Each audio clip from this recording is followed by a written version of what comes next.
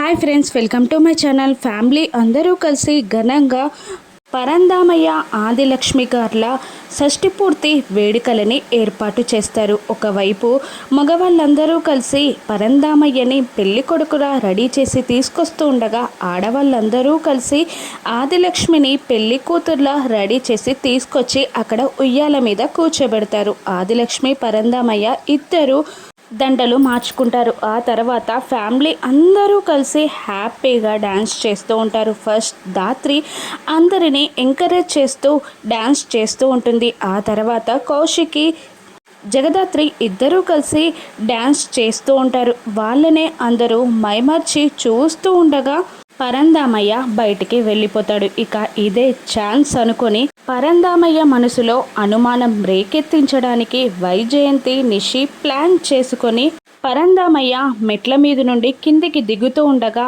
ఆయనకి వినబడేలా కావాలనే వైజయంతి, నిషి కాచి మాట్లాడుకుంటూ ఉంటారు. వైజయంతి ఇలా అంటూ ఉంటుంది, నాటకం కాకపోతే ఇంకేంటమ్మీ, ఇన్నాళ్ళు వాళ్ళు విడివిడిగా ఉన్నారు, ఇప్పుడేమో కౌశికి కడుపుతో ఉంది అంటున్నారు.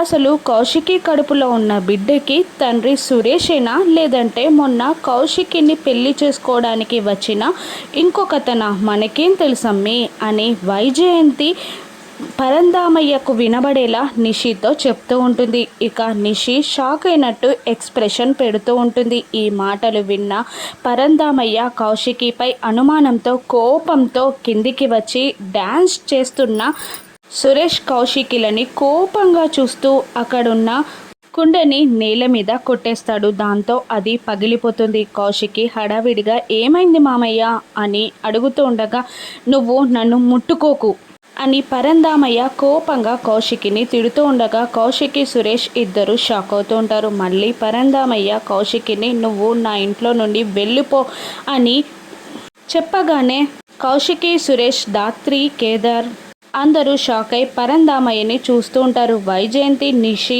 కాచి మాత్రం వాళ్ళ ప్లాన్ సక్సెస్ అయినందుకు హ్యాపీగా ఫీల్ అవుతూ ఉంటారు. ఇక కౌశికి ఏ తప్పు చేయలేదని ధాత్రి నిరూపించగలదా?